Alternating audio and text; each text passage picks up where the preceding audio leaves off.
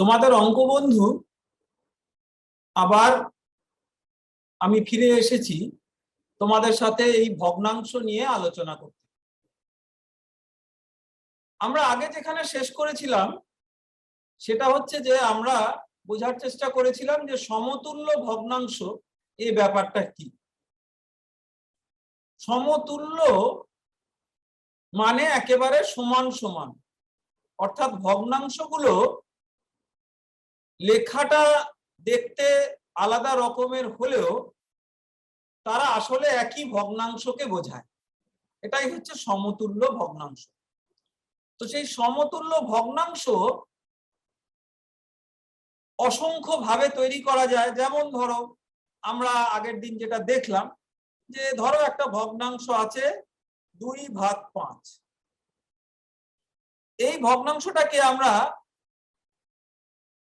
লব আর হরকে একই সংখ্যা দিয়ে গুণ করে নতুন ভগ্নাংশ বানাতে পারি। অর্থাৎ এটা হয়ে গেল 4/10।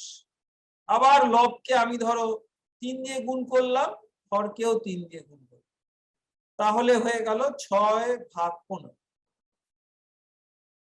তার মানে আমি লব আর হর, যেটা প্রথমে যা ছিল ধরো লঘিষ্ঠ সবচেয়ে ছোট যেটা, তাকে আমি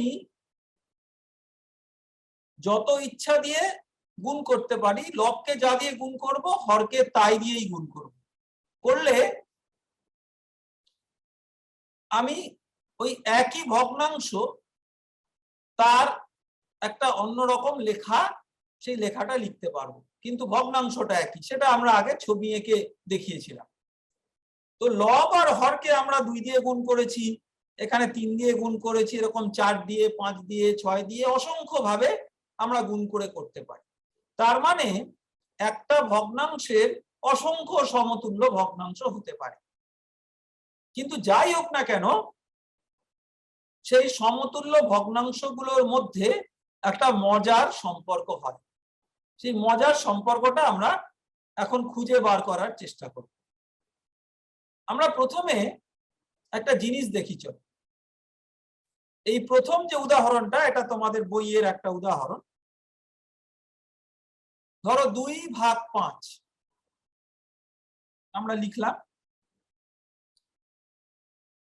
এটাই সমতুল্য হচ্ছে, একটা সমতুল্য উদাহরণ হচ্ছে 6/15। কি করে আমরা বুঝলাম? আমরা আগের দিন দেখেছিলাম যে এগুলোকে যদি মৌলিক যে উৎপাদক, সেই মৌলিক উৎপাদকে যদি ভাগ করা যায় বা প্রাইম ফ্যাক্টর তাতে ভাঙা যায়, তাহলে দেখো 6কে আমরা লিখতে পারি 3 দুগুণে 6, আর 15কে লিখতে পারি আমি 3 5-এ 15। তাহলে আমরা যেটা আগে শিখেছি যে ওপর আর নিচে একই জিনিস থাকলে সেটাকে কাটাকাটি করা যায়, করে সেটা 1 দাঁড়ায়। তার মানে এটা বললো 2 গুণ 1 মানে 2/5। তার মানে এটা আর এটা একই হয়ে গেল। উল্টো দিক থেকে তুমি উল্টো ভাবে এটাকে ভাবতে পারো যে এটাকে যদি আমি 3 দিয়ে দুটোকেই গুণ করতাম, তাহলে আমি এটাকে পেতাম 6/15।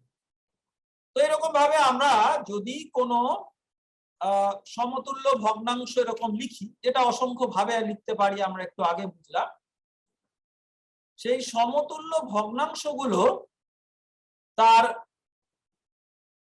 প্রথম ভগ্নাংশের যে লব অর্থাৎ 2, তাকে আমি দ্বিতীয় ভগ্নাংশের হর দিয়ে গুণ করলাম। একদম কাটাকুটি খেলার মতো কোনাকুনি আমি গুণ করি। তাহলে আমার কত হলো? 2 গুণ 15 হলো 30।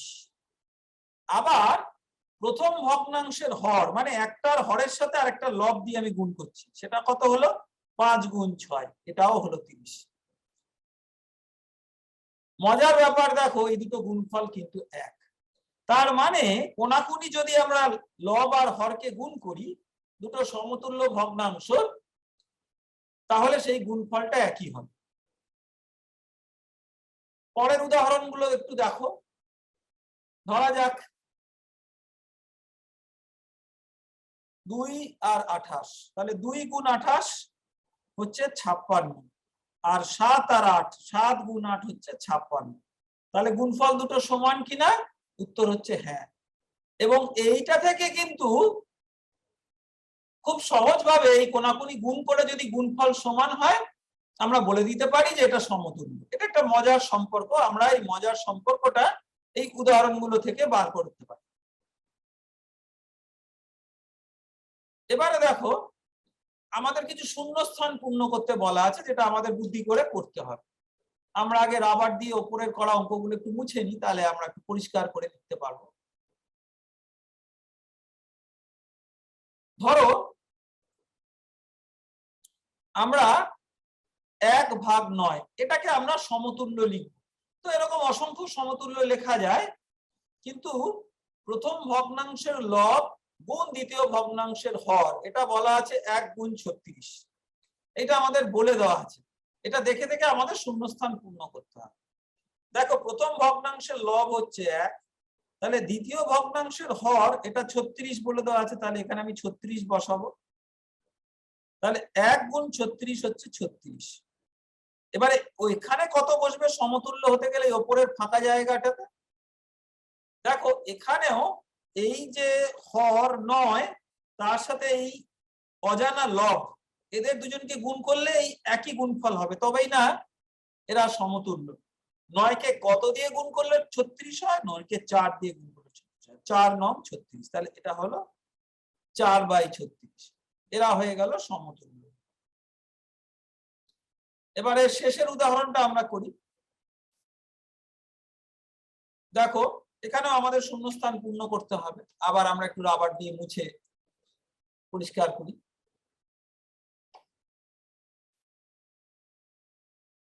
2/3 সমান কত ভাগ 15? তাহলে আমার এই প্রথম লবটার সাথে পরের হরটা যদি আমি গুণ করি, তাহলে 2 গুণ 15টা হচ্ছে 30। তাহলে এই কোনাকুনি গুণটাও আমার 30 হবে। তাহলে 3 এর সাথে কত গুণ করলে 30 হয়? 3 এর সাথে 10 গুণ করলে 30 হয়, তাহলে এটা হবে 10। তাহলে এটাও আমরা সমতুল্য বানাতে পারি। তাহলে সমতুল্য ভগ্নাংশ কিনা এটা পরীক্ষা করার এটা একটা খুব মজার উপায়, কোনাকুনি গুণ করে দেখা যে লব আর হরগুলো গুণ করে একই হচ্ছে কিনা। আর উল্টো দিক থেকে যদি সমতুল্য ভগ্নাংশ বানাতে হয় আর কোনো একটা না জানা থাকে, কোনাকুনি গুণ করে সমান হবে, এই সম্পর্কটা দিয়েই আমরা বার করতে পারি যে লব বা হরটা কি হবে। তো এইটা বুঝে নিয়ে দেখো আমরা এবারে এই সমতুল্য ভগ্নাংশ এটা আমরা লিখে নিয়ে পরে, আমি একটু লিখে দিয়ে পরে যে এগুলো সব আমরা সমতুল্য ভগ্নাংশ বানাবো। তাহলে আমি লিখলাম সমতুল্য ভগ্নাংশ বানাও। ঠিক আছে, তাহলে এই যে সমতুল্য ভগ্নাংশ আমি বানাবো, কিভাবে বানাবো? এখানে আমার 2/7, আমরা মনে মনে দেখো এটাকে এইভাবে বার করতে পারি। 2 কে আমরা 8 কি করে 2 থেকে 8 পেতে পারি? 4 দুগুণে 8। তাহলে আমার সমতুল্য পাওয়া মানে আমার নিচেও একই জিনিস দিয়ে গুণ করতে হবে। তাহলে 4 × 7 হয়ে গেল 28। কোথা থেকে 4 এলো? এই 4 আর এই 4, উপরেও যা দিয়ে গুণ হবে নিচেও তা দিয়ে গুণ হবে। কিন্তু আবার এটাকে আমি অন্যভাবে বার করতে পারি। কিভাবে? দেখো, যে ধরো আমি এইভাবে না করে আমি একটু আগে যে কোনাকুনি গুণ করে একই হয় সেই সূত্রটা দিয়েও সহজে বার করতে পারি। কিভাবে বার করতে পারি? এই দুটো কোনাকুনি গুণ করলে কত হয় বলো? 7 গুণ 8, এটা হচ্ছে 56। তাহলে 2 কে কত দিয়ে গুণ করলে হয় 56? সেই কতটাই আমার এই ফাঁকা জায়গাটা বুঝবে। তাহলে সেই কত দিয়ে গুণ করলে হয় 56? এটা হচ্ছে 28। তাহলে এটা হয়ে গেল 28। একইভাবে দেখো আমরা পরের গুলো করি। 8 গুণ 10, এটা কত? 80। তাহলে 5 গুণ কতটা 80 হবে? সেই কতটাই এখানে বসবে। 5 গুণ 16 80 আমরা বার করতে পারি। যদি এটা নাও বার করতে পারো, হঠাৎ করে মনে, তাহলে 5 গুণ কত 80 বার করা মানে 80 কে 5 দিয়ে ভাগ করা। তুমি যদি নামতাটা মনে না করতে পারো তাহলে ভাগ করো, 5 গুণ কত সমান 80, সেই কতটা হচ্ছে 80 ভাগ 5। ঠিক আছে, তাহলে এইটা হলো 16। ঠিক আছে, একই রকম ভাবে আমরা এখানে 3 নম্বর অঙ্কটা, এই অঙ্কটা দেখো, এখানে আমরা বার করব 3 গুণ 20, এই দুটো, এটা হলো 60। তাহলে 5 গুণ যত 60 হবে, 5 গুণ 12 60 আমরা জানি, 5 12 60, তাহলে এটা হয়ে গেল 12। আবার একইভাবে 60 গুণ 15, এই ডি এর অঙ্কটা,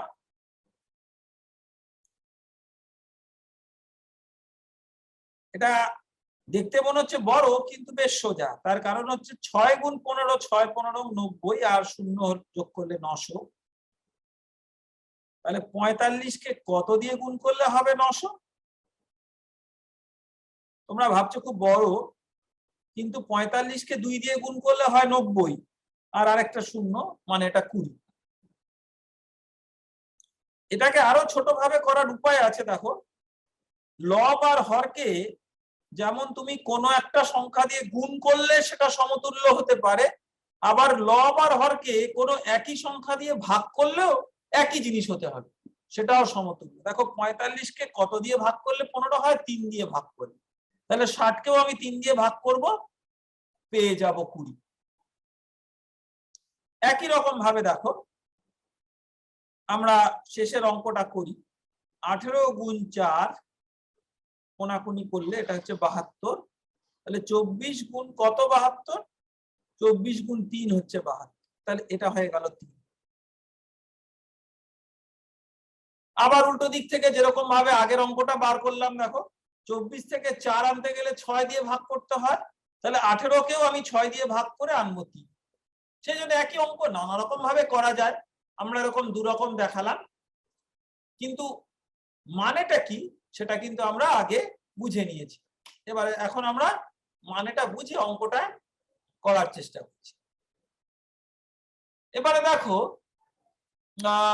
আমরা সমতুল্য তো দেখলাম, কিন্তু সমতুল্য যদি না হয়, তাহলে সমতুল্য ভগ্নাংশের সবচেয়ে বড় ব্যাপার হচ্ছে যে যেগুলো সমতুল্য সেগুলো সমান, একদম সমান। কিন্তু আমাকে যদি কেউ কয়েকটা ভগ্নাংশ দিয়ে বলে যে আচ্ছা বলো তো কোনটা সবচেয়ে বড়, কোনটা সবচেয়ে ছোট, কি করে বার করব? আমরা আগে যেমন ভগ্নাংশের অঙ্কগুলো শিখেছি, এটাও আমরা সেভাবেই শিখব। অর্থাৎ প্রথমে ছবি এঁকে বুঝবো, তারপরে সংখ্যা দিয়ে বুঝবো। আমরা একটা ভগ্নাংশ, আমরা এই 3টে ভগ্নাংশের মধ্যে তুলনা করি। প্রথমে 1/6, 2/6 আর 3/6। ঠিক আছে, এই তুলনাটা খুব সহজ। তার কারণ কি বলতো? তার কারণ হচ্ছে যে তার এই 3টে ভগ্নাংশেরই হরে অর্থাৎ ডিনোমিনেটরে একই জিনিস আছে, 6। অর্থাৎ কোনো একটা জিনিসকে 6টা সমান ভাগে ভাগ যদি আমি করি, তার কটা ভাগ সেটাই আমি উপরে লিখছি। তার মানে সমান ভাগটা আমার একই রকম ভাবে করা আছে, সবকটাই 6টা একই জিনিসের 6টা সমান ভাগে ভাগ। দেখো এরকম একটা আয়তকার, একটা আয়তক্ষেত্র, এটাকে আমরা 6টা সমান বাক্সে ভাগ করেছি, এই 3টেতে। প্রথমটাতে আমরা দেখাচ্ছি 1/6, অর্থাৎ এই যে 6 আছে তার 6 ভাগের 1 ভাগ। দ্বিতীয়টাতে দেখাচ্ছি 2/6, আর তৃতীয়টাতে দেখাচ্ছি 3/6। এটা দেখে কিন্তু পরিষ্কার বোঝা যাচ্ছে, দেখো, যে এটা সবচেয়ে ছোট, এটা এরকম একই জিনিস দুটো আছে তাহলে এটা তার থেকে বড়, আর এটা একই জিনিস 3টে আছে তাহলে এটা সবচেয়ে বড়। তাহলে তিনটের মধ্যে সবচেয়ে ছোট যেটা, সেটা আমরা ছোট থেকে বড় এইভাবে সাজালাম। তাহলে 1/6, 2/6, 3/6। তাহলে 1/6 2/6 থেকে ছোট, তাহলে এই ছোটটা এই চিহ্নটা দেয়, লেস দেন বা ছোট, ইংরেজিতে বলে লেস দেন। তাহলে এই যে ছোট সেটা আমরা এই চিহ্ন দিলাম, আবার 2/6 3/6 থেকে ছোট সেটাও আমরা এই চিহ্ন দিলাম। তার মানে দেখো সমান চিহ্ন যেমন আমরা দেওয়া শিখেছি, তোমরা সমান চিহ্ন দেখেছো এরকম দুটো দাগ দেওয়া। এখন আমরা অসমান চিহ্নগুলোর ব্যবহার করছি। ছোট হলে এরকম বলবো, আর এটা হলে বলবো বড়, গ্রেটার দেন।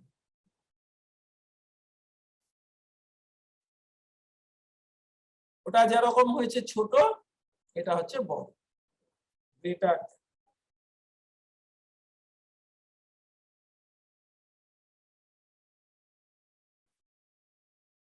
তাহলে বড়, ছোট, সমান এই তিনটে চিহ্নকে আমরা যখন পারবো যেরকম ভাবে ব্যবহার করব তুলনা করার জন্য।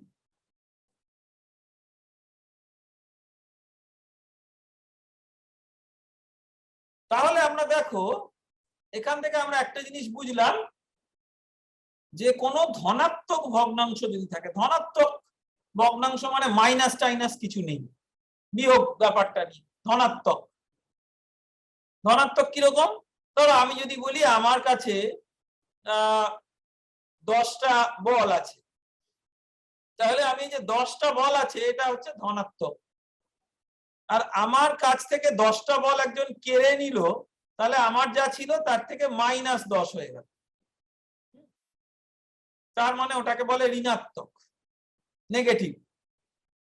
তো এখানে ধনাত্মক যেটা, সেই কোন ধনাত্মক যদি ভগ্নাংশ থাকে, এগুলো আমরা এখন অব্দি যত যত ভগ্নাংশ আলোচনা করেছি সবই ধনাত্মক ভগ্নাংশ।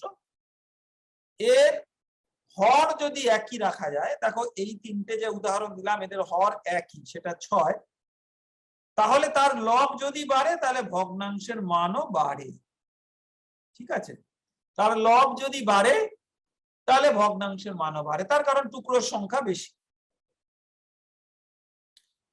এইবারে দেখো আমরা একটু অন্যরকম, তাহলে যদি হরগুলো একই থাকে তুলনা করা খুব সোজা, কিন্তু হরগুলো যদি আলাদা থাকে তখন আমরা কি করে তুলনা করব? ধরো একই আয়তক্ষেত্র, প্রথমটা হচ্ছে 2/1 তাহলে সমান 2 ভাগে ভাগ করে আমি একটা ভাগ নিলাম, দেখো এখানে একটা লাল রং করে দেখানো আছে। তারপরে সেই একই আয়তক্ষেত্রকে সমান 3 ভাগে ভাগ করে 1 ভাগ আমরা নেব, 3/1 ভাগ, সেটা একটা কালো রং করে দেওয়া আছে। আর 1/4 ভাগ, সেটা আমরা এইটাকে 4টে সমান ভাগে ভাগ করে তার মধ্যে একটা ভাগ করছি। এবারে দেখো তোমরা ছবি দেখেই বুঝতে পারছো কোনটা সবচেয়ে বড় এই তিনটের মধ্যে। সবচেয়ে বড় হচ্ছে, আমরা একটু রং দিয়ে ভরাট করে বলি, সবচেয়ে বড় হচ্ছে এইটা, এটা পুরো অর্ধেকটা দখল করে আছে। তারপরেরটা এটা তার থেকে ছোট, কিন্তু এটা 3 ভাগে ভাগ করে তার 1 ভাগ, 2 ভাগ, দুটো সমান ভাগে ভাগ করে যদি 1 ভাগ হয়, তার থেকে 3টে সমান ভাগে ভাগ করে 1 ভাগ হলে কোনটা বেশি হয়? ধরো তোমার কাছে একটা, ধরো তোমার কাছে মোট 60 টাকা আছে, 60 টাকা।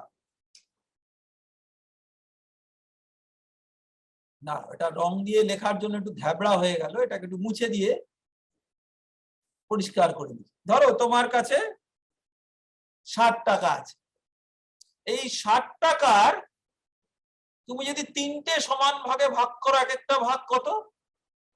20 টাকা করে। ধরো এই 60 টাকাকে তুমি 3 জনকে ভাগ করে দিলে, তাহলে 3 জন এক একজন পেল 20 টাকা করে। আবার আরেকজন করলো কি, এই 60 টাকা নিয়ে দুজনকে ভাগ করে দিল সমানভাবে, তাহলে 30 টাকা করে। দেখো তাহলে কোনটা বেশি হলো? একই 60 টাকা, কিন্তু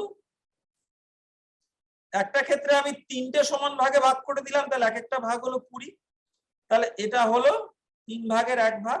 আরেকটা ক্ষেত্রে আমি সমান দুটো ভাগে ভাগ করে দিলাম, তাহলে এক একটা ভাগ হলো 30।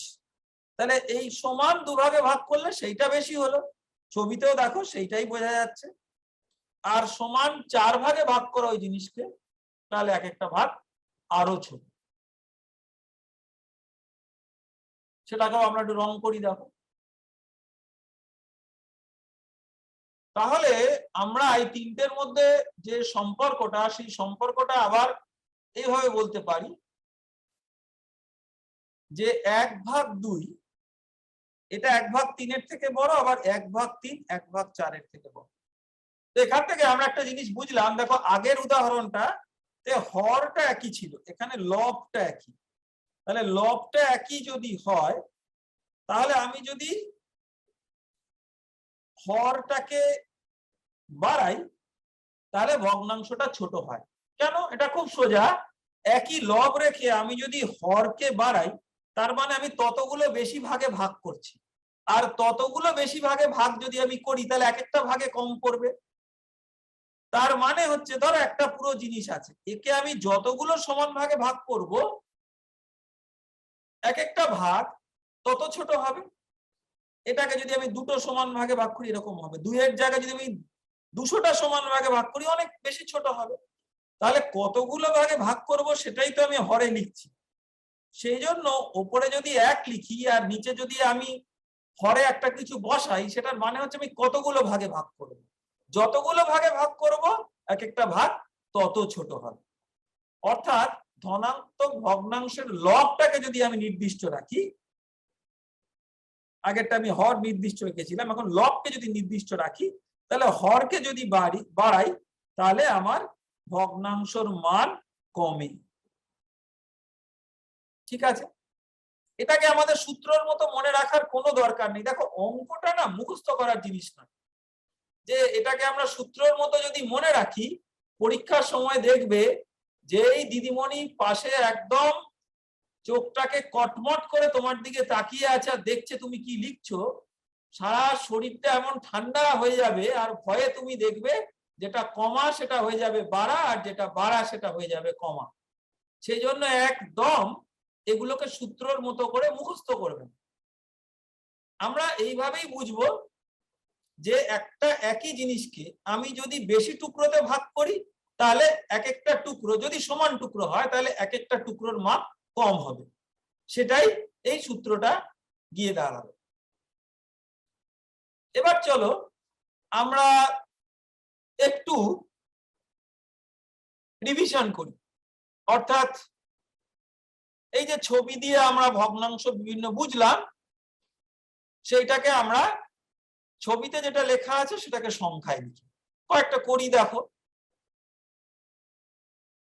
আমাদের প্রথম যে দুটো গুরুত্বপূর্ণ জিনিস, যেটাকে আমি বারবার বলেছি, সেই দুটো জিনিসকে আমরা মাথায় রাখবো। কি কি? আমরা ভগ্নাংশতে যাদের মধ্যে তুলনা করব, সেটাকে আমরা যদি ছবি দিয়ে তুলনা করি, তাহলে সেটা একই ছবি হতে হবে। অর্থাৎ একেবারে সমান জিনিস, আর তাদেরকে আমরা যখন ভাগ করব টুকরোতে, তখন টুকরোগুলো সমান টুকরো হবে। অর্থাৎ এক জিনিসটা একই হবে, তাকে যদি আমি 5 টুকরো করি তাহলে 5টা সমান টুকরো, তাকে যদি 10 টুকরো করি 10টা সমান টুকরো, এরকম। এই দুটো হচ্ছে আমার খেলার নিয়ম। এই দুটো নিয়মকে যদি আমি না মানি, তাহলে ছবি দিয়ে আমি ভগ্নাংশ তুলনা করতে পারবো না। আমি অঙ্ক করতে পারবো সংখ্যা দিয়ে, কিন্তু ছবি দিয়ে তুলনা করা, আর ছবি দিয়ে তুলনা করার সুবিধা কি বলতো, ব্যাপারটা কি সেটা ছবির মতো চোখের সামনে ভেসে ওঠে। কিন্তু ছবি দিয়ে তুলনা করতে গেলে আমাদের তাহলে দুটো জিনিস মাথায় রাখতে হবে। কি কি দুটো জিনিস মাথায় রাখতে হবে আমরা আবার বলি। 1 নম্বর, যে জিনিসটাকে আমরা ভাগ করব সেই জিনিসটা একই, একদম একই, আর তাকে আমরা যতগুলো ভাগে ভাগ করব প্রত্যেকটা সমান ভাগ হতে হবে। তাহলে দেখো এখানে আমাদের কতগুলো বৃত্ত আছে, আমরা উপরের এই যে সারিটা আছে এর ছবিগুলো দেখি, এই বৃত্তগুলো সবটাই সমান, সেই জন্য আমাদের প্রথম শর্তটা মানা হয়েছে, আর সবকটাকেই সমান ভাগে ভাগ করা হয়েছে, সুতরাং সেই হিসেবে ঠিক আছে। তাহলে প্রথমটা দেখো, রং করা অংশটা কত, এটাই হচ্ছে আমাদের প্রশ্ন। তাহলে রং করা অংশটা কত ভগ্নাংশ? রং করা অংশটা কত ভগ্নাংশ, এটাই হচ্ছে আমাদের প্রশ্ন।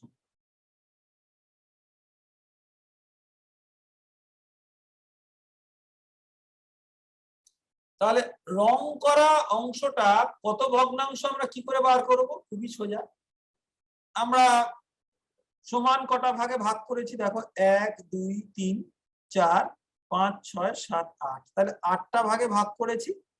তার মধ্যে আমরা রং করেছি এখানে কটা? 3টে ভাগ। এখানে আমরা এটাতেও 8টা ভাগে ভাগ করেছি দেখো, তার মধ্যে আমার রং করা আছে কটা? 1 2 3 4 5 6, 6টা। এখানেও 8টা ভাগ করা আছে, তার মধ্যে রং করা আছে কটা? 1 2 3 4। আর এখানেও 8টা ভাগ করা আছে, তার মধ্যে রং করা আছে খালি একটা। ঠিক আছে, আবার পরের যে ছক কেটে যেটা আছে সেইটাকে আমরা যদি দেখি, এইটা কত ভাগে ভাগ করা আছে দেখো, 9টা ভাগে, 1 2 3 4 5 6 7 8 9। তাহলে 9টা সমান ভাগে ভাগ করা আছে, রং করা আছে প্রথমটা 8 ভাগ, দ্বিতীয়টা 9টা ভাগ, তার মধ্যে রং করা আছে 1 2 3 4, 4 ভাগ। তৃতীয়টা দেখো 9 ভাগ, তার মধ্যে রং করা আছে 3 ভাগ। আর চতুর্থটা আছে 9 ভাগ, তার মধ্যে রং করা আছে 1 2 3 4 5 6। তাহলে এবারে আমি একটা অতিরিক্ত প্রশ্ন করি, আমরা তো ছবি অনুযায়ী লিখলাম, তাহলে বড় থেকে ছোট বা ছোট থেকে বড় যদি আমরা সাজাই, ধরো এগুলোকে এবার আমরা ছোট থেকে বড় সাজাবো, তাহলে আমরা লিখি ছোট থেকে বড় যদি সাজাই,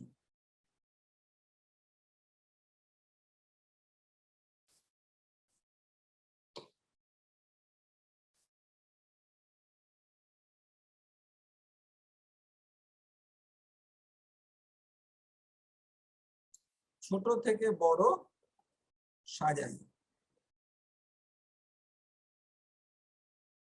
তাহলে আমরা প্রথমে যে লাল দিয়ে যেগুলো লিখেছিলাম এটাকে করি। দেখো আমরা কি দেখেছিলাম, যে যদি আমরা সমান টুকরোতে ভাগ করি তাহলে লবটা যার বেশি সে সবচেয়ে বেশি, তার কারণ ততগুলো বেশি টুকরো, সমান টুকরো। তাহলে আমার সবচেয়ে ছোট হচ্ছে 1/8, তাই তো? তাহলে আমরা 1/8টা লিখলাম, এটা সবচেয়ে ছোট। তারপরে আমার আছে 3/8, তারপরে আমার 4/8, তারপরে আমার 6/8। তাহলে আমি এই চিহ্নটা দিলাম, ছোট চিহ্নটা। পরেরটা দেখো, আমার সবকটারই হর হচ্ছে 9, তাহলে আমি যদি ছোট থেকে বড় সাজাই তাহলে 3/9 হচ্ছে আমার সবচেয়ে ছোট, তারপরে 4/9, তারপরে 6/9, তারপরে হচ্ছে 8/9। ঠিক আছে, এবারে আমরা ডান দিকে যে দুটো ছবি আছে সেগুলোকেও সংখ্যায় লিখি। এখানে কটা ভাগে ভাগ করা আছে দেখো, এই ছবিটা, এই ছবিটাতে আমার 4টে ভাগ আছে, তার মধ্যে আমি 2টো নিচ্ছি। আর এই ছবিটাতে আমার কটা সমান ভাগ আছে, এই ছবিটাতে আমার 1 2 3 4 5 6 7 8 9, 9টা সমান ভাগ আছে, তার মধ্যে আমি 3টে নিচ্ছি। তাহলে এইভাবে আমরা রং করা অংশটা কতটা ভগ্নাংশ এটা আমরা বার করব। এবার চলো আমরা এই যে ছবি দিয়ে সংখ্যা দিয়ে কোনটা বড় কোনটা ছোট বিচার করলাম। এবারে আমরা সেইটা অনুযায়ী ছোট থেকে বড় সাজাবো। কিন্তু এবারে আমরা যখন সাজাবো, আমরা অঙ্কগুলোকে একটু উল্টে পাল্টে করে দিয়েছি। মানে সাজানোর সময় আমাদের লব বা হর সবসময় যে একই থাকবে কোনো একটা, তা কিন্তু নয়। সেইভাবেই অঙ্কগুলো আমরা বানিয়েছি। তাহলে দেখি আগে আমরা যা শিখেছি সেইটাকে ব্যবহার করে এই অঙ্কগুলো আমরা করতে পারি কি। প্রথম যে অঙ্ক দেখো, অঙ্ক নাম্বার এ। কিছু অঙ্ক উপরে করি, কিছু অঙ্ক নিচে করি। অঙ্ক নাম্বার এ, এই অঙ্কটা দেখো, এর তিনটেরই লব হচ্ছে 1, 7।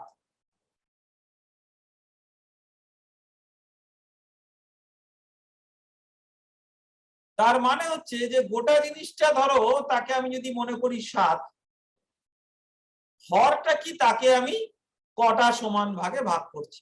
তাহলে উপরের জিনিসটা একই, তাহলে নিচে যখন 2 মানে তাকে আমি দুটো সমান ভাগে ভাগ করছি, 4 মানে 4টে সমান ভাগে ভাগ করছি।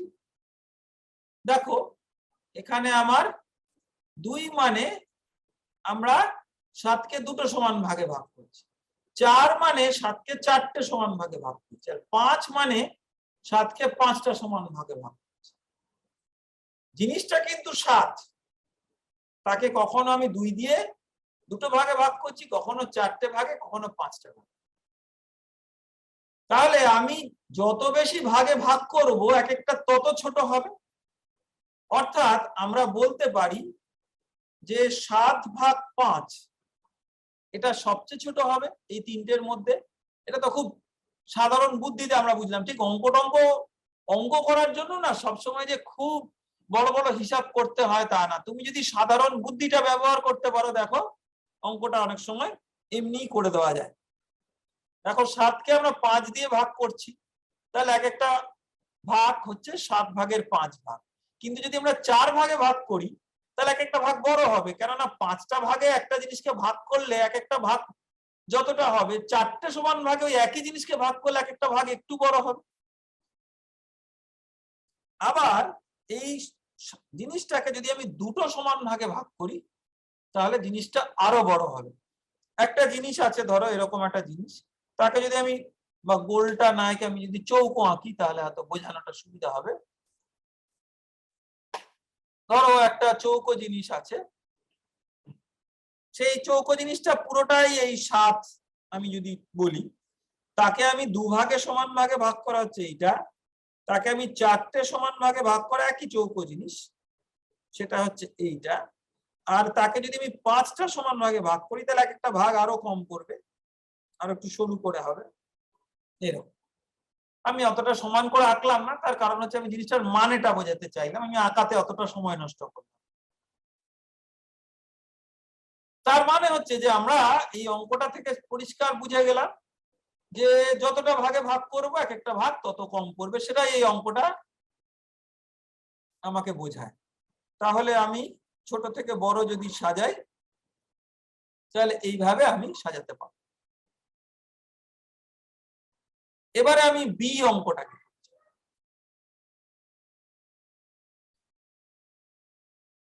বি অঙ্কটা আমার মিশ্র ভগ্নাংশ আছে। আমি এই অঙ্কটার জায়গাটা একটু মুছে দিই যাতে আমি বি অঙ্কটাও উপরে করব। কি কি মিশ্র ভগ্নাংশ আছে? 5×3 = 4। আমি প্রথমেই না এগুলোকে মিশ্রগুলোকে অপ্রকৃত ভগ্নাংশে করে নেবো। এই মিশ্র ব্যাপারটাই আমার সবসময় দরকার নেই, কিন্তু এই মিশ্র ভগ্নাংশগুলো এখানে খুব মজার টাইপের মিশ্র ভগ্নাংশ। কি বলতো? এটা হচ্ছে 5×3 = 4, 5×5 = 9 আর 5×8 = 12। তিনটেই কিন্তু 5টা পূর্ণ আছে। তার মানে হচ্ছে যে পূর্ণটা প্রত্যেকটাই 1, সেটা হচ্ছে 5। তার মানে ছোট বড়টা বিচার হবে খালি এই 5টা গোটার পরে কতটা অংশ। অর্থাৎ আমি যদি ভাবে চিন্তা করি, ধরো আমার কাছে মোট 6টা জিনিস আছে, 1 2 3 সমান জিনিস। এই সমান ব্যাপারটাই কিন্তু খুব গুরুত্বপূর্ণ, কেউ বড় কেউ ছোট না। তো এই যে 6টা জিনিস, তার মধ্যে 5 পূর্ণ মানে কি বলতো, আমরা একটু রং করে যদি বলি, রংটা দিই চলো। 5টা পূর্ণ মানে এটা আমার এই একটা জিনিস, দুটো জিনিস, তিনটে জিনিস, চারটে জিনিস আর 5টা জিনিস, এরা পূর্ণ। এই তিনটের ক্ষেত্রেই তো 5টা পূর্ণ আছে, দেখো এখানেও 5 পূর্ণ, এখানেও 5 পূর্ণ, এখানেও 5। তাহলে ভগ্ন অংশ কত? এই যে একদম শেষে যে লাল জিনিসটা পড়ে আছে, যেটাকে আমি এখনো রং করিনি, তার যতটা অংশ আমি ভগ্নাংশতে রং করব, সেটা অনুযায়ী তার অংশ এটা হবে। তার মানে হচ্ছে যে এই যে 3/4, যেটা প্রথমে আমাদের রয়েছে, ধরো আমরা একটু রং দিয়ে লিখি, 3/4, আর একটা 5/9, আর একটা হচ্ছে 8/12। ঠিক আছে, তাহলে এই তিনটের মধ্যে যেটা বেশি ছোট সেটা, আর যেটা বেশি বড় সেটা, আর মাঝামাঝিটাই তিনটে আমাদের বার করতে হবে। কিন্তু কি ঝামেলায় পড়লাম বলতো, আগে আমরা যে অঙ্কগুলো করেছি সেগুলোকে যখন আমরা তুলনা করেছি, হয় লবগুলো এক বা হরগুলো এক। এখন না লব এক না হর এক, তাহলে আমরা কি করব? আমরা আমাদের অঙ্কটাকে একটু মনে করি, দেখো অঙ্কটা আমরা কি করতে চাই। আমরা এইটা করতে চাই যে 3/4,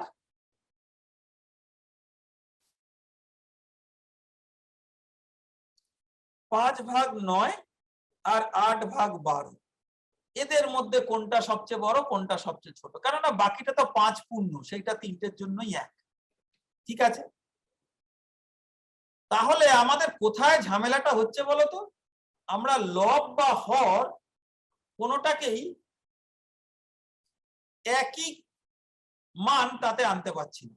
আমরা আগের পাতায় যে অঙ্কগুলো দেখলাম, আমরা একটু যদি আগের পাতায় ফিরে যাই, দেখো আমরা আগের পাতায় যে অঙ্কগুলো দেখলাম, দেখো সবকটারই কিন্তু হরটা একই ছিল, 8 বা 9। আবার এরকম কোন অঙ্ক আমরা দেখেছিলাম যেটাতে সবকটার লবটা একই আছে, যেমন ধরো এই যে এই অঙ্কটা। তাহলে আমরা এখন অব্দি যত কটা অঙ্ক দেখেছি, সবকটা লব বা হর কোনো না কোনোটা একই আছে। তাতে সুবিধা হয় কি, যে তুলনা করতে সুবিধা হয়। তাহলে আমাদের প্রথম কাজ হচ্ছে যে সব, হয় লব বা হর, তাদের সবকটাকে একই জায়গায় একই সংখ্যায় নিয়ে আসে।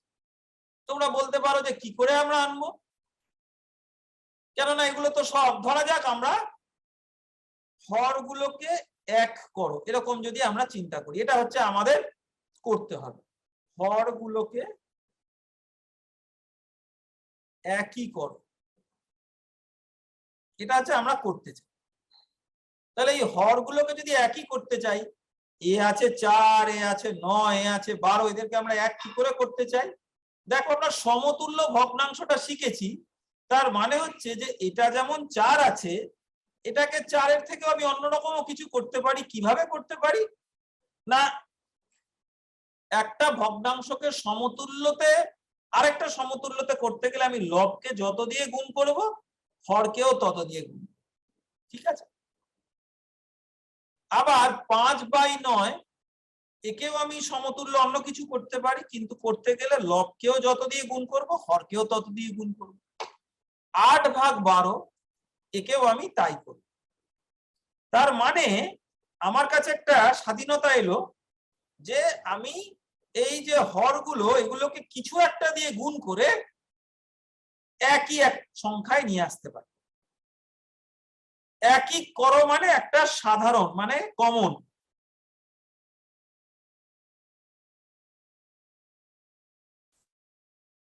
একই সাধারণ বা কমন একটা সংখ্যা। আমরা চলতি কথায় আজকাল বাংলা আর ইংরেজি এমন হয়েছে জানো, বাংলা বলতে গিয়ে আমরা ইংরেজি বলে ফেলি, আর ইংরেজি বলতে গিয়ে বাংলা বলে ফেলি। আমরা রাস্তাঘাটে যখন যাই কত কিছু আমরা ভাবি বাংলা বলছি কিন্তু ইংরেজি বলি। যেমন ধরো আমরা বলি বাস যাচ্ছে, এরকম নানা রকম বলি, ট্রেন যাচ্ছে, তো সেগুলো তো আর বাংলা কথা নয়, কিন্তু আমরা আমাদের ওটা বাংলার মধ্যে ঢুকে গেছে। সেরকম এই কমন ব্যাপারটা না, কমন ব্যাপারটা এতই কমন, মানে কমন কথাটাকে আমরা প্রায় বাংলার মতো করেই বলি। তাহলে সাধারণ কথাটা বললে আমরা যা না বুঝতে পারি, কমন বললে কিন্তু আমরা ব্যাপারটাকে ধরে ফেলি, মানে একই জিনিস। তাহলে 4, 9, 12 এগুলোকে আমাদের একটা কমন জিনিসে নিয়ে আসতে হবে। কমন জিনিসে নিতে গেলে দেখো কমালে তো হবে না, 4, 9, 12 এগুলোকে কমিয়ে একটি কমন জিনিসে আনা মুশকিল, কিন্তু এগুলোকে বাড়ানো যায়। কেননা 4কে কিছু দিয়ে গুণ করলে 4টা বাড়তে থাকবে, 9কে কিছু দিয়ে গুণ করলে 9টাও বাড়তে থাকবে, 12কে কিছু দিয়ে গুণ করলে 12টাও বাড়তে থাকবে।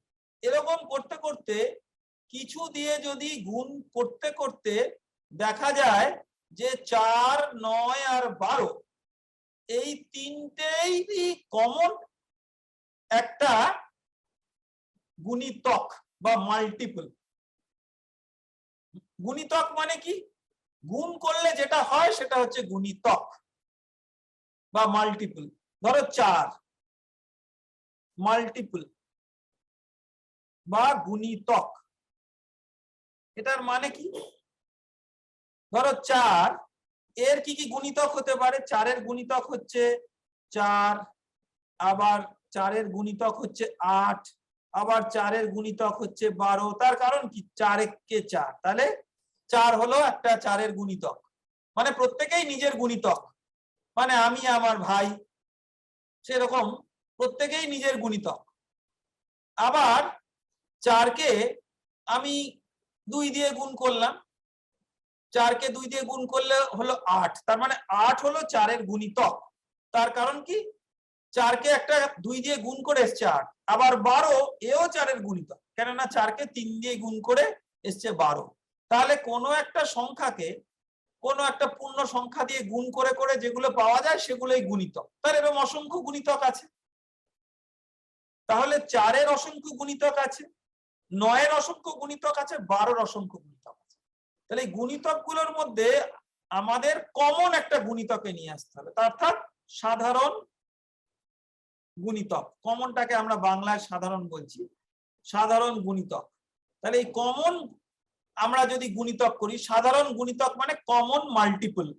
সাধারণ হচ্ছে কমন আর গুণিতক হচ্ছে মাল্টিপল।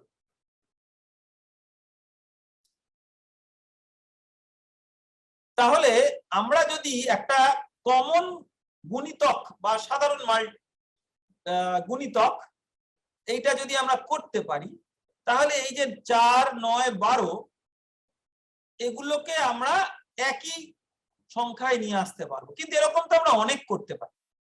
তার মধ্যে আমরা কোনটা নেব? সবচেয়ে ছোটটা নেব। তার কারণ হচ্ছে বড় তো বাড়াতে গেলে সেটাকে অনেক বাড়ানো যায়, আমরা সবচেয়ে ছোটটা নেব যাতে আমাদের হিসাবে সুবিধা হয়। অর্থাৎ যত কটা সাধারণ গুণিতক আছে তার মধ্যে সবচেয়ে যে ছোট তাকে বলে লঘিষ্ঠ। এই যে জিনিসগুলো যারা নাম দিয়েছিল তারা না খুব কঠিন সাধু ভাষাটা ব্যবহার করতে ভালোবাসতো, সেই জন্য ওরা কখনো বলেনি সবচেয়ে ছোট সাধারণ গুণিতক, ওরা বলতো লঘিষ্ঠ সাধারণ গুণিতক। কেননা লঘিষ্ঠটা বললে কেমন একটা বেশ গম্ভীর গম্ভীর মনে হয়। তাহলে আমরা এটার পাশে লিখে রাখি সবচেয়ে ছোট। তোমার বাড়িতে যদি ভাই বোন থাকে তাহলে সবচেয়ে ছোট যে সে হচ্ছে লঘিষ্ঠ। ঠিক সংখ্যাকে বলে লঘিষ্ঠ, কিন্তু ভাই বোনের ক্ষেত্রে ঠিক লঘিষ্ঠ ভাষাটা বলে না, বলে কনিষ্ঠ। কিন্তু এই ব্যাপারটা হচ্ছে ওই সবচেয়ে ছোট মানেটা, সংখ্যা হলে তাকে বলে লঘিষ্ঠ। তাহলে সবচেয়ে ছোট সেটা ইংরেজিতে কি বলে? লোয়েস্ট। তাহলে শেষ অবধি কি দাঁড়ালো? আমি এই হরগুলোকে একই করার জন্য সবচেয়ে ছোট যে তাদের গুণিতক তাতে পরিণত করব। সবচেয়ে ছোট গুণিতক হচ্ছে লঘিষ্ঠ সাধারণ গুণিতক। তাহলে আমরা এদের প্রথম জিনিসগুলো নিলাম, লঘিষ্ঠর ল, সাধারণের সা আর গুণিতকের গ, হয়ে গেল লসাগু। তাহলে আমরা কি বার করতে চাই দেখো, আমি মানেটা বললাম। আমি যদি প্রথমেই তোমাদের বলতাম লসাগু করো, তোমরা আগে এই যে ভগ্নাংশ তোমরা যারা শিখছো, তোমরা আগে লসাগু গসাগু এসব করেছো। কিরকম একটা নামটা শুনলেই না গাটা গুলিয়ে ওঠে। গু গু এরকম শুনলে খুব একটা ভালো জিনিস মনে হয় না। আর লসাগু গসাগু এগুলো যে ব্যাপারটা কি, মাথাটা পুরো ঝিনঝিন করে। তো এখানে দেখো এটার মানে, এটার নামটা লসাগুই হোক আর যাই হোক, আমরা যেটা বার করব সেটা কি বার করব না, এই লসাগু ব্যাপারটা যেটা কি সেটা বুঝে বার করব। অর্থাৎ এই হরগুলোর গুণিতকগুলোর মধ্যে যেটা সবচেয়ে ছোট গুণিতক সেটাকে আমরা বার করব। তাহলে আমরা কিভাবে বার করব? আমরা লসাগু করার পদ্ধতি জানি, সেই পদ্ধতিটাকে আমরা ব্যবহার করব। দেখো আমরা দু রকম দেখেছি, একটা হচ্ছে উৎপাদক পদ্ধতি বা ফ্যাক্টর পদ্ধতি, আর একটা হচ্ছে ভাগ পদ্ধতি। এগুলো লসাগু গসাগুর অঙ্ক যেগুলো আমরা যখন শিখেছি আগে তখনই শিখেছি। যদি ভুলেও গিয়ে থাকো ক্ষতি নেই, আমরা আবার নতুন করে একটু দেখি, আর মুখে মুখে কি করে করতে পারবো তাও দেখব। তাহলে প্রথমে দেখো আমি এই চারটাকে, আমার প্রথম কাজ দেখো মৌলিক উৎপাদকে ভেঙে নেওয়া। আমরা আগের দিনও এটা আলোচনা করছিলাম যে মৌলিক উৎপাদক মানে এমন উৎপাদক যাকে আর ভাঙা যায় না। তাহলে 4কে আমরা 2 দুগুণে 4 লিখলাম, 9কে আমরা লিখলাম 3 তিরিককে 9, আর 12কে আমরা লিখবো প্রথমে 2 গুণ 6, আবার 6টাকে আমি জানি 3 দুগুণে 6। তাহলে এই হলো। তাহলে এগুলোর মধ্যে যেগুলো কমন আছে আমরা সেগুলোকে না আলাদা করে দিই, ওটাকে আমরা আলাদা করে গোল করব। তাহলে দেখো এগুলোর মধ্যে কমন বলতে সেই অর্থে কিন্তু তিনটেরই কমন কিছু নেই, যে তিনটেরই আছে। দেখো 2 আছে 4-এর উৎপাদক, 12-র উৎপাদক, কিন্তু 9-এর উৎপাদক নয়। আবার 3 দেখো 9 আর 12-র উৎপাদক, কিন্তু 4-এর উৎপাদক। তাহলে আমরা করি কি দেখো, এইগুলোর মধ্যে 2টা কবার আছে, 2টা আছে দুবার করে, এটার মধ্যে নেই কিন্তু এটার মধ্যে আছে। তাহলে আমরা 2টা দুবার করে আছে সেটাকে আমরা লিখলাম। আর 3টা কবার আছে দেখো, 3টা এইখানে একবার আছে আর এইখানে দুবার আছে। তাহলে আমি সবচেয়ে বেশি দুবারই আছে ওটাকে আমি নিয়ে নিলে ওটার মধ্যে এটাও কভার হয়ে যাবে। তাহলে এটা যদি আমরা লিখি তাহলে 2 দুগুণে 4, 3 4-এ 12, 3 12 36। তাহলে এই যে 36 হলো, এটাই কিন্তু এই তিনটের সবচেয়ে ছোট গুণিতক, লঘিষ্ঠ সাধারণ গুণিতক। আমরা কি করে বার করলাম দেখো, এরকম উৎপাদক পদ্ধতিতে যে আমরা বিভিন্ন উৎপাদক বার করলাম, কোন একটা উৎপাদক যত বেশি বার এসছে সেটাকে খালি আমরা লিখে ফেললাম। তাহলে 2টা এসছে সবচেয়ে বেশি দুবার, ওটা লিখলাম, আর 3টা এসছে সবচেয়ে বেশি দুবার, সেটাকে আমরা লিখলাম, লিখে গুণ করে ফেললাম। এবার আমরা কি করে দেখো বুঝবো যে এটাই এর সবচেয়ে ছোট গুণিতক? দেখো এটা হচ্ছে 36। এবারে 4কে 36-এ আমি যদি গুণিতক হিসেবে পেতে চাই, 4কে কত দিয়ে গুণ করলে 36 হবে বলো দেখি? 4 নং 36। 9কে কত দিয়ে গুণ করলে 36 হবে? 4 দিয়ে গুণ। আর 12কে কত দিয়ে গুণ করলে 36 হবে? 3 দিয়ে গুণ। ঠিক আছে, তাহলে 3টাকেই আমি 36 করতে পারি।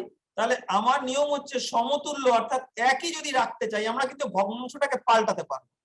তাহলে আমরা কি করব, 4কে আমরা 9 দিয়ে গুণ করেছি, আমরা 3কেও 9 দিয়ে গুণ করব, মাথায় আর নিচে বা লব আর হরে একই দিয়ে গুণ করব। এটাই আমাদের করতে হবে সমতুল্য রাখতে। এবারে দেখো এটার লঘিষ্ঠ কেন, এটা সবচেয়ে ছোট গুণিতক কেন? আমরা দেখলাম যে 4 9 আর 12 এদের একটা কমন গুণিতক হচ্ছে 36। কিভাবে না, এদেরকে কিছু দিয়ে গুণ করলে একটা কমন নাম্বার, কমন সংখ্যা 36 পাওয়া যায়। আবার 4, 9, 12 এদের কমন বা সাধারণ গুণিতক আমি 72ও বলতে পারি। আরেকটা উদাহরণ, কেন বলতো? আমি এক্ষুনি দেখিয়ে দিচ্ছি কিভাবে 72। 4 কে 18 দিয়ে গুণ করলে 72, 9 কে 8 দিয়ে গুণ করলে 72, আর 12 কে 6 দিয়ে গুণ করলে 72। তাহলে এগুলোকে কিছু না কিছু দিয়ে গুণ করলে কমন 72 আসে, কিন্তু 72টা 36-এর থেকে বড়। তো আমরা বড় সংখ্যা নিয়ে কাজ করার চেয়ে ছোট সংখ্যা নিয়ে কাজ করতে ভালোবাসি বলে যত কটা সাধারণ গুণিতক, তাহলে সাধারণ গুণিতক কিন্তু অসংখ্য হতে পারে, তার মধ্যে সবচেয়ে ছোট যে সাধারণ গুণিতক অর্থাৎ যেটা আমাদের লসাগু, এই লসাগুটাকে আমরা একটু ইংরেজিতে মনে করে নিই। দেখো, লোয়েস্ট কমন মাল্টিপল, তাহলে LCM। যেরকম বাংলায় বলছি লসাগু, ইংরেজিতে বলছি LCM। এবার তাহলে দেখো, আমরা এই যে অঙ্কটা, এই অঙ্কটাতে আমরা কিন্তু এই তিনটে যে ভগ্নাংশ ছিল 3 ভাগ 4, 5 ভাগ 9 আর 8 ভাগ 12, এদেরকে আমরা একটা কমন যে ডিনোমিনেটর বা একই হর তাতে আমরা পরিণত করে নিই। তাহলে বাকি জায়গাগুলো আমরা মুছে দিই, কেননা একই হরে পরিণত করতে গেলে কি করতে হবে তা তো আমরা হিসাব টিসাব গুলো করলাম। করার পরে তাহলে আমরা এদের তিনজনকে এবারে লিখবো এটা কত হলো। তাহলে আমরা এটাকে লিখছি, দেখো 3 নং 27 বাই 4 নং 36। এটা কত? 4 5 20 ভাগ 4 নং 36। আর এটা হচ্ছে 3 8 24 বাই 3 12 36। এইবার দেখো, আমাদের এই অঙ্কটা দেওয়া ছিল কিন্তু তিনটের হর একই করে না, কিন্তু সমতুল্য ভাবে আমরা তিনটের হর একই বানিয়ে নিয়েছি, হরগুলোর লসাগু বার করে। তাহলে তিনটের হর যদি আমরা একই বানাই তার মানে কি? তার মানে হচ্ছে একটা গোটা জিনিস নিয়ে তাকে আমরা সমান 36টা ভাগে ভাগ করলাম, সেই হর 36টার তাই মানে। তাহলে এই সমান 36টা ভাগে ভাগ যদি আমরা করি, তাহলে লবে কি আছে না, সেই সমান ভাগের কটা ভাগ আমি নিলাম। তাহলে প্রথমটাতে আমি সেই সমান 36টা ভাগের 27টা ভাগ নিলাম, দ্বিতীয়টাতে আমি 20টা ভাগ নিলাম, আর তৃতীয়টাতে আমি 24টা ভাগ। তাহলে কোনটাতে আমি বেশি পেলাম বা কোনটাতে সবচেয়ে কম পেলাম? তাহলে 20/36 এটাতে আমি সবচেয়ে কম পেলাম, তারপরে আমি পেলাম 24/36, তারপরে আমি পেলাম 27/36। অতএব 20/36টা আমার কোথা থেকে এসছে বলতো? 5/9 থেকে। তার মানে 5/9 এটাকে আমি বলতে পারি। 24/36টা কোথা থেকে এসছে? দেখো, ওটা এসছে 8/12 থেকে। আর 27/36টা এসছে 3/4। তাহলে এটা আমরা ছোট বড় সুন্দর সাজিয়ে নিতে পারলাম, যে কতগুলো সমান ভাগে ভাগ করব সেইটাকে একটা সাধারণ বা কমন নাম্বারে নিয়ে এসে। এবারে আমার অঙ্কটা কিন্তু শুধু এই ভগ্নাংশ না, এর সাথে আমার পূর্ণ সংখ্যা কিন্তু একই পূর্ণ সংখ্যা যোগ করা আছে বলেই ছোট বড় তুলনাটা আমার পাল্টাবে না। তাহলে আমি এখান থেকে ছোট থেকে বড় আমি সাজাতে পারি। আরেকটা অঙ্ক করে আমরা এটা শেষ করতে পারি। একটা কাজ করি, চল, এই যে সি অঙ্কটা, আমি তো অনেক অঙ্ক তোমাদেরকে করে দিচ্ছি, তোমরাও তো বাড়িতে কিছু করবে। তাহলে আমি এই সি অঙ্কটা তোমাদের আজকে বাড়িতে করতে দিলাম। কোন অঙ্কটা আমি একটুখানি চিহ্ন করে দেখিয়ে দিই। দেখো, এই অঙ্কটা, এই অঙ্কটা তোমরা বাড়িতে করবে। এই অঙ্কটা বাড়িতে করে তোমরা পরের দিন আমাকে বলবে যে এদের মধ্যে সবচেয়ে ছোট, সবচেয়ে বড় আর মাঝামাঝি কোনটা। এই অঙ্কটা আগের অঙ্কটার মতোই, আর এই অঙ্কটা আগের অঙ্কর থেকে কিন্তু করা আরো সহজ। এত কিছু এই লসাগু টসাগু করতে লাগে না, একটু বুদ্ধি খাটিয়েই করা যায়। তো সেই জন্য এই সি অঙ্কটা আমি বাড়িতে তোমাদের একটু বুদ্ধি খাটানোর সুযোগ দিলাম, যে কোনো লসাগু না করে এত সমস্ত হিসাব না করে সাধারণ বুদ্ধিতে বলে দাও দেখি যে এই তিনটের মধ্যে সবচেয়ে ছোট কোনটা আর সবচেয়ে বড় কোনটা। এটাকে আজকে চিন্তা করো, পরের দিন আমরা এখান থেকেই শুরু করব। আজকে তাহলে আমরা এখানে রাখি, এখানেই আমাদের আজকের ভগ্নাংশর ক্লাসটা শেষ হোক। আবার আমরা শুরু করব পরের দিন ঠিক এখান থেকে।